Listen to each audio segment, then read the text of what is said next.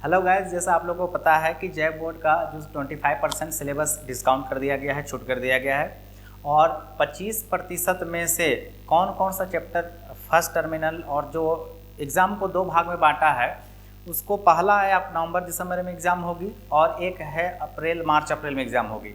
तो JAC board दोनों को सिलेबस बांट दिया गया है कि कौन सा पेपर, कौन सा टॉपिक, कौन सा चैप्टर कौन कौन महीना में पढ़ना है। तो चलिए हम आज डिस्कस करने जा रहे हैं केमिस्ट्री में अब 10th क्लास में कौन सा नवंबर दिसंबर में पढ़ना है, कौन सा चैप्टर और कौन सा चैप्टर आप लोग को मार्च अप्रैल में पढ़ना है। तो चलिए अब डिस्कस करते हैं कि केमिस्ट्री में 10th क्लास का केमिस्ट्री में कौन कौन सा चैप्टर हम लोग को पढ़ना है। तो हम लोग का फर्स्ट टर्म में दो ही चैप्टर हम लोग को पढ़ना है। जो फर्स्ट एग्ज़ाम होगा उसमें से नवंबर दिसंबर मंथ में उसमें दो ही केमिस्ट्री में दो ही चैप्टर को पढ़ना है। पहला आपका है रासायनिक अभिक्रिया एवं समीकरण और दूसरा है अम्ल, क्षारक तथा लवण। तो हम दो ही चैप्टर पढ़ेंगे। चलिए डीपली से पढ़ते हैं कि अम्ल, क्षारक, लवण और रासायनिक अभिक्रिया एवं समीकरण। और ये पूरा A to Z अवेलेबल यहाँ लिंक पर चैनल पर करा दिया जाएगा। कुछ कमेंट होगा तो आप बिल्कुल कमेंट आप इनबॉक्स कर सकते हैं। तो आइए अब शुरू करते हैं केमिस्ट्री का रासायनिक अभिक्रिया एवं समीकरण।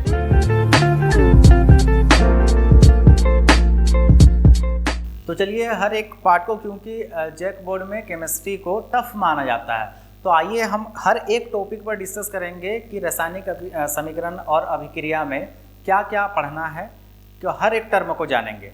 तो इस चैप्टर में जनरली दो ही हम लोग को पढ़ना है, एक है अभिक्रिया और एक है समीकरण।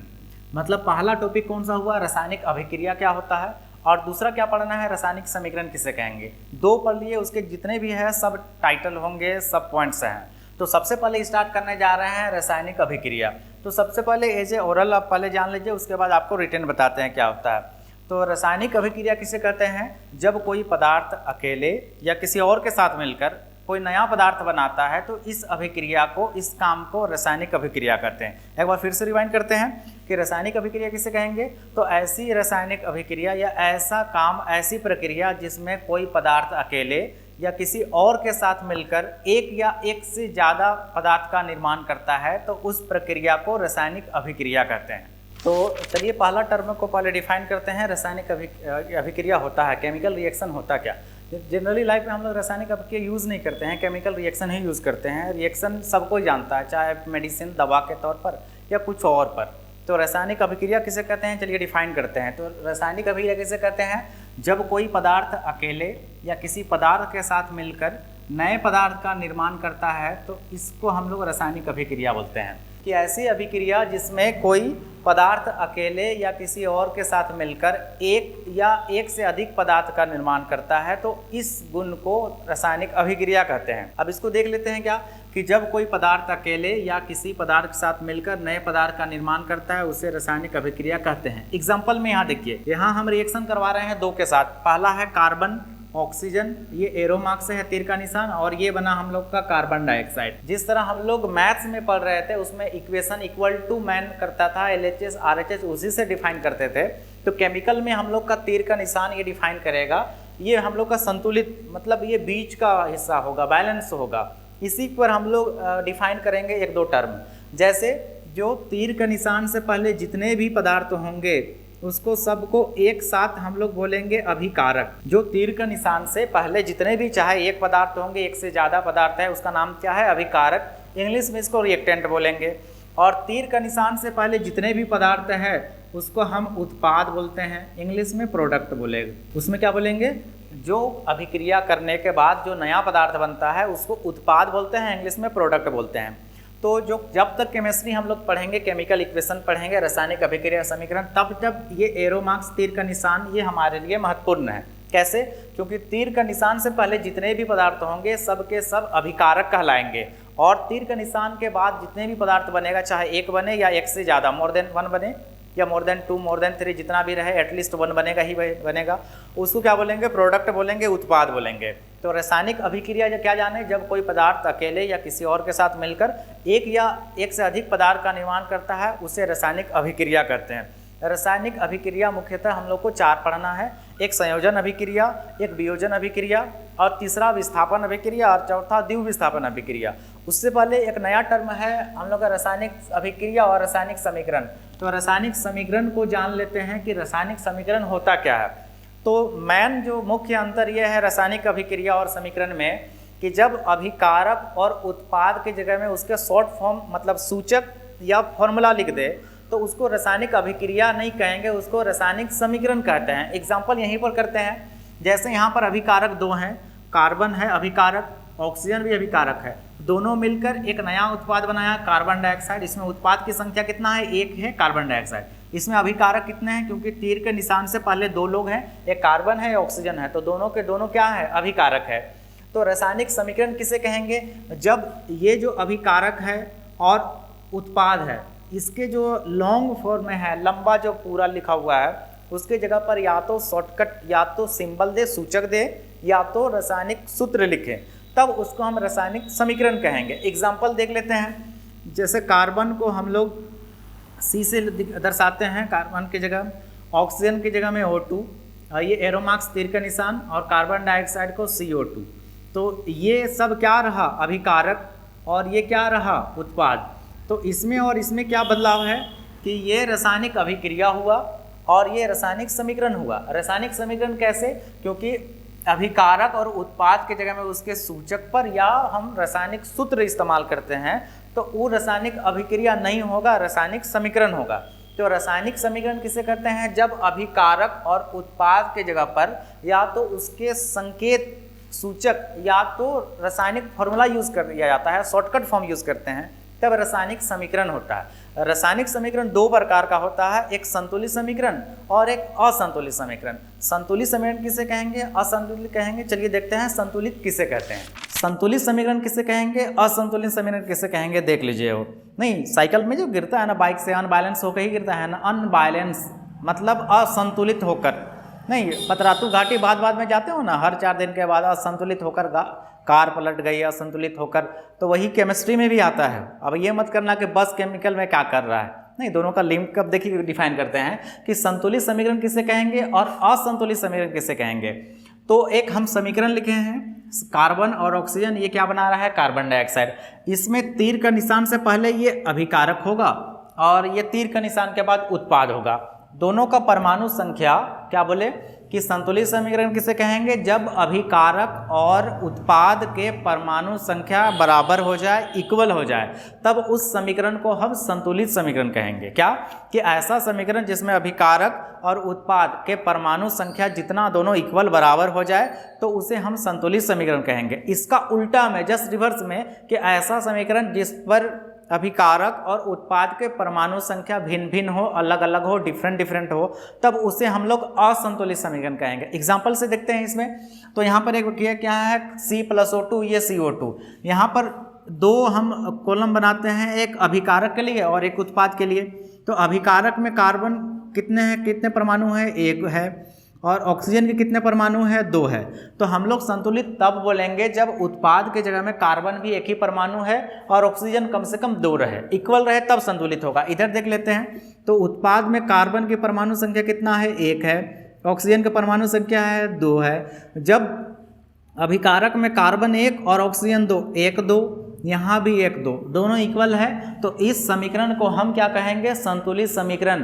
क्यों, क्योंकि इसका अभिकारक और उत्पाद के परमाणु संख्या बराबर है, इक्वल है। यदि बराबर नहीं होता तो उसे हम असंतुलित समीकरण कहेंगे। तो असंतुलित समीकरण किसे कहेंगे, अनबैलेंस इक्वेशन किसे कहेंगे, ऐसा समीकरण जिसमें अभिकारक और उत्पाद के परमाणु संख्या बराबर ना हो, इक्वल ना हो, तो उसे अनबैलेंस असंतुलित समीकरण कहेंगे। जैसे यहाँ कर लेते हैं, एक समीकरण क्या लिखे हैं, H2+O2। ये क्या एक समीकरण लिखे हैं, H2+O2। ये हम लोग का अभिकारक है, ये उत्पाद रहा। अब हम क्या करेंगे, इसको काउंट करने जा रहे हैं, गिनने की परमाणु संख्या अभिकारक और उत्पाद में कितना कितना है। तो इधर हम अभिकारक में पहले देख लेते हैं, तो हाइड्रोजन के पास कितना है, 2, ऑक्सीजन के पास कितना है, 2। यदि उत्पाद में सेम हो गया तो संतुलित होता। तो यहाँ पर हाइड्रोजन के बीच में कितना है, 2, और ऑक्सीजन कितना है, 1। तो यहाँ ऑक्सीजन परमाणु संख्या 2, यहाँ पर 1 इक्वल नहीं है, तो ये किसका एग्जाम्पल हो गया, ये उदाहरण हो गया असंतुलित समीकरण को। तो आपको सवाल पूछेगा कि सवाल आपका समीकरण दिया हुआ रहेगा असंतुलित समीकरण, आपको पूछेगा ये जो समीकरण है देखिए संतुलित है कि नहीं, और संतुलित नहीं है तो इसे संतुलित करेंगे। तो संतुलित कैसे करेंगे, तो परमाणु संख्या हम बराबर कर देंगे, इक्वल टू से पहले इक्वल टू मतलब तीर का निशान, अभिकारक और उत्पाद के परमाणु संख्या यदि इक्वल है तो वो संतुलित है, और संतुलित नहीं है मतलब उसके परमाणु संख्या अभिकारक और उत्पाद में परमाणु संख्या बराबर नहीं है। चलिए अब स्टार्ट करने जा रहे हैं रासायनिक अभिक्रिया के प्रकार। इससे पहले हम क्या देखें, रासायनिक समीकरण कितने प्रकार के होते हैं, 2 प्रकार के, पहला संतुलित और दूसरा असंतुलित। संतुलित कैसे करते हैं ये भी क्लास में डिस्कस करेंगे, कल सिखाएंगे। और टाइप वाले जान लेते हैं, रासायनिक अभिक्रिया 4 प्रकार के कैसे होते हैं। तो रासायनिक अभिक्रिया के प्रकार चलिए देखते हैं। अभी हम प्रकार बताने जा रहे हैं। रासायनिक अभिक्रिया मुख्यतः 4 प्रकार के होते हैं। पहला संयोजन अभिक्रिया, दूसरा वियोजन, तीसरा विस्थापन और चौथा द्विविस्थापन। क्या, तो रासायनिक अभिक्रिया है मेनली 4 प्रकार के होते हैं। पहला कौन सा, संयोजन अभिक्रिया, दूसरा वियोजन अभिक्रिया, तीसरा विस्थापन अभिक्रिया और चौथा द्विविस्थापन। द्वि मतलब 2, ये मतलब 2, विस्थापन मतलब हटना। पहले एग्जाम्पल से समझ लेते हैं, उसके बाद पूरा डीपली लिखते हैं कि इसका डिफिनेशन क्या है उदाहरण सहित। तो क्या बोले, संयोजन अभिक्रिया। संयोजन अभिक्रिया उसे कहेंगे जो 2 या 2 से अधिक अभिकारक मिलेंगे और सब मिलकर सिर्फ एक उत्पाद का निर्माण करेंगे, तो इस अभिक्रिया क्या कहलाएगी, संयोजन अभिक्रिया। संयोजन अभिक्रिया किसे कहते हैं, तो ऐसी रासायनिक अभिक्रिया जिसमें 2 या 2 से अधिक अभिकारक मिलकर एक उत्पाद का निर्माण करेगा, तो इस अभिक्रिया को हम संयोजन अभिक्रिया कहते हैं। एग्जाम्पल देख लेते हैं। संयोजन अभिक्रिया किसे कहेंगे, तो यहाँ पर ये कार्बन और ऑक्सीजन को मिला देंगे तो ये बनेगा CO2 कार्बन। इसमें ये क्या रहा, अभिकारक, तो अभिकारक कितने हैं, 2, और यहाँ उत्पाद कितना है, 1। तो संयोजन अभिक्रिया किसे कहेंगे, तो ऐसी रासायनिक अभिक्रिया जिसमें अभिकारक के तौर पर कम से कम 2 रहेंगे, 2 से ज़्यादा चल सकते हैं नहीं। आजकल जो नया है ट्रेंड में, हम 2 हमारे 2, हम 2 हमारे 2, नया भी बिल भी ला रही है, कानून भी ला रही है, रासायनिक समीकरण पर कानून ला रही है सरकार। देखते हैं आगे क्या होता है। खैर, संयोजन अभिक्रिया किसे कहेंगे, ऐसी रासायनिक अभिक्रिया जिसमें 2 या 2 से अधिक अभिकारक मिलकर एक उत्पाद का निर्माण करेगा, तो इसको हम क्या बोलेंगे, संयोजन। संयोजन का मतलब ही होता है मिलना। संयोजन का मतलब क्या होता है, मिलना। तो मिलना कम से कम 2 होंगे, अकेले कैसे मिलेगा। तो संयोजन अभिक्रिया क्या होगा कि ऐसी रासायनिक अभिक्रिया जिसमें अभिकारक के तौर पर कम से कम 2 रहेंगे और उत्पाद ज़्यादा से ज़्यादा 1 रहेगा, यह अभिक्रिया क्या कहलाएगी, संयोजन अभिक्रिया। दूसरा देखते हैं वियोजन अभिक्रिया। दूसरा क्या है, वियोजन। वियोजन का एक और नाम है अपघटन अभिक्रिया। वियोजन का एक और नाम है अपघटन अभिक्रिया। अपघटन का मतलब होता है टूटना, ब्रेक डाउन। अपघटन का मतलब क्या, टूटना, ब्रेक डाउन करना। तो वियोजन अभिक्रिया किसे कहेंगे, जिसमें ऐसी अभिक्रिया जिसमें कोई एक अभिकारक, एक पदार्थ टूटकर 2 या 2 से अधिक नया पदार्थ बनाएगा, नया उत्पाद बनाएगा, तो उसे हम वियोजन अभिक्रिया कहते हैं। इसका उल्टा है, इसलिए एक सवाल पूछता है कि संयोजन अभिक्रिया वियोजन अभिक्रिया के विपरीत क्यों है, उल्टा क्यों है, अपोजिट क्यों है। क्योंकि संयोजन में 2 या 2 से अधिक मिलकर 1 बनाएगा, और इसमें उल्टा क्या है, एक पदार्थ टूटकर 2 या 2 से अधिक बनाएगा। इसलिए दोनों को एक दूसरे के विपरीत उल्टा अभिक्रिया कहते हैं। वियोजन अभिक्रिया क्या होगा, तो ऐसी रासायनिक अभिक्रिया जिसमें एक पदार्थ, एक अभिकारक टूटकर 2 या 2 से अधिक उत्पाद का निर्माण करेगा, तो यह अभिक्रिया क्या कहलाएगी, वियोजन अभिक्रिया। एग्जाम्पल में जब हम वाटर पर, पानी पर हम करंट देते हैं तो ये दोनों अलग अलग हो जाते हैं। एग्जाम्पल देख लो कैसे यहाँ पर। तो वियोजन अभिक्रिया में क्या है ये, तो यहाँ पर H2O हम एग्जाम्पल ले रहे हैं, H2O पानी, इस पर हम आई मतलब करंट होता है। जब आपको विद्युत पढ़ा रहे थे वहाँ बता रहे थे, विद्युत को हम आई से डिनोट करते हैं, इसका SI मात्रक एम्पियर होता है। तो H2O में हम क्या दे रहे हैं, इलेक्ट्रिसिटी दे रहे हैं, करंट दे रहे हैं, तो 2 अलग अलग हो जाते हैं। इसमें कौन सा, H2 + O2, H2 + O2। और सबसे पहले जो हम एग्जाम्पल बता रहे हैं, ऐसा एग्जाम्पल हम चूज करना चाह रहे हैं जो बहुत आसान समीकरण हो, छोटा समीकरण हो। जब हम बेसिक समीकरण और अभिक्रिया के बारे में जान लेंगे तो लंबी जो समीकरण होगा उसको हम यूज़ करेंगे। अभी हम ऐसा समीकरण यूज़ कर रहे हैं जो 1 या 1 से अधिक टॉपिक पर यूज़ कर पा रहे हैं। तो C + O2 हम ये रासायनिक अभिक्रिया में भी यूज़ किए थे, रासायनिक समीकरण में भी ये यूज़ किए थे। तो वियोजन अभिक्रिया में क्या होगा कि एक उत्पाद, 1 से ज़्यादा उत्पाद रहेगा, अभिकारक कितना है, 1, H2O। जब इस पर करंट दिए तो H2 + O2, इसमें अभिकारक कितना है, 1, और उत्पाद कितना है 2। तो जब एक अभिकारक टूटकर 2 या 2 से अधिक नया पदार्थ बनाएगा तो यह अभिक्रिया क्या कहलाएगी? वियोजन अभिक्रिया कहलाएगी। और तीसरा हम डिस्कस करते हैं विस्थापन अभिक्रिया। तीसरा क्या करते हैं? डिस्प्लेसमेंट रिएक्शन, विस्थापन अभिक्रिया। क्या आपने कौवा और ये कोयल की कहानी सुना? क्या आप जानते हैं कि कौवा घोंसला बनाता है कि नहीं, या कोयल घोंसला बनाती है कि नहीं? तो कोयल घोंसला नहीं बनाती है, बल्कि अपना जो एग है, अंडा है, वो कौवा के घोंसला पर बनाती है। तो ये जो अंडा, उसमें जो घोंसला बनेगा, उसमें दोनों का, पहले कौवा का अंडा रहेगा, तो उसका जो अंडा कौन देता है? कोयल अंडा देती है, और उसके अंडा को गिराकर, कुछ को डिस्प्लेस करके हटाकर खुद वहाँ पर अंडा वहाँ पर देती है घोंसला पर। अब जब बेबी आता है तो कौवा कंफ्यूज रहता है कि ये ससुराम, तो कौवा अपना अंडा दिए तो यहाँ पर कोयल कहाँ से आ गई? तो ये किसका हुआ विस्थापन? अंडे का। किसका? कौवा का अंडे का विस्थापन। तो विस्थापन अभिक्रिया में यहाँ भी एक विस्थापन है। इसमें क्या होता है कि यौगिक में एक तत्व रहेगा, उसको कोई दूसरा तत्व इसको हटाकर खुद इसके जगह पर बैठ जाएगा, तो इस अभिक्रिया को विस्थापन अभिक्रिया कहते हैं। किताबी बुकिश लैंग्वेज में क्या होगा कि ऐसी रासायनिक अभिक्रिया जिसमें कोई तत्व यौगिक के तत्व को हटाकर खुद उसके स्थान पर बैठ जाएगा, इस अभिक्रिया को विस्थापन अभिक्रिया कहेंगे। विस्थापन अभिक्रिया क्या? कि ऐसी रासायनिक अभिक्रिया जिसमें कोई तत्व यौगिक के तत्व को हटाकर खुद उसके जगह पर बैठ जाएगा, तो उसको हम विस्थापन अभिक्रिया कहते हैं। एग्जाम्पल कर देते हैं, एक उदाहरण लेते हैं। कैसे? कि एक कॉपर सल्फेट का विलयन लेंगे, उसमें लोहे की किल को डुबाते हैं। लोहे के किल मतलब आयरन, कॉपर सल्फेट, तो उसको हम केमिकली कैसे डिनोट करते हैं, चलिए देखते हैं यहाँ पर। तो विस्थापन अभिक्रिया कोई यौगिक है तो हम लेते हैं एक यौगिक CuSO4। तो एक यौगिक लेते हैं हम क्या? कॉपर सल्फेट CuSO4, और एक अलग तत्व लेते हैं, रिएक्शन करवाते हैं Fe से। यहाँ पर ये क्या है? कॉपर सल्फेट का विलयन है, Cu कॉपर और SO4 सल्फेट है। CO3 लास्ट में रहता है, कार्बोनेट रहता है, लास्ट में Cl रहे तो क्लोराइड होता है, सब में अलग अलग है। तो ये SO4 है, मतलब ये क्या है? सल्फेट है। Cu मतलब कॉपर, तो कॉपर सल्फेट में विलयन में Fe मतलब आयरन फेरस लोहे की किल को डुबाते हैं, तो क्या रिएक्शन होता है? तो क्या करता है यहाँ पर देखिए कि ये हम लोग का यौगिक है और ये तत्व है, तो यौगिक के अंदर भी तत्व है। तो आयरन क्या करेगा कि यौगिक के तत्व को इसको हटाकर खुद उसके जगह पर बैठ जाएगा। तो नया रिएक्शन क्या होगा? तो Cu के जगह कौन बैठेगा? Fe बैठेगा, तो यहाँ Fe और यहाँ SO4।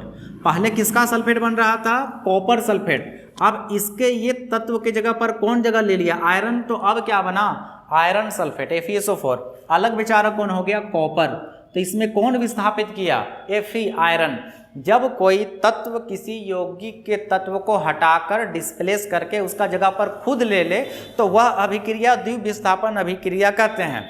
सिमिलरली इसी तरह से ऐसा रासायनिक अभिक्रिया होगा जिसमें दो आयन एक दूसरे को अदला बदली कर ले। मतलब यदि कॉपर सल्फेट कर रहा है तो Fe के बाद कोई और कंपाउंड यौगिक होता, वो भी इसको बदल देता है एक दूसरे को, तब हम लोग द्विविस्थापन अभिक्रिया बोलते हैं। तो अगला लास्ट अभिक्रिया के बारे में हम जानने वाले हैं कि द्विविस्थापन अभिक्रिया किसे कहते हैं। तो लास्ट हम लोग का अभिक्रिया बचा द्विविस्थापन अभिक्रिया किसे कहते हैं। ये मुख्यतः हम डिस्कस कर रहे हैं। इसके अंदर में और भी ढेर सारे हैं, जैसे उष्माक्षेपी अभिक्रिया किसे कहेंगे, अवक्षेपण अभिक्रिया किसे कहेंगे, उपचयन किसे कहेंगे, अपचयन करेंगे, लंबा है और डिस्कस करने जा रहे हैं। तो अभी 4 हम लोग पढ़ रहे थे, 4 अभिक्रिया।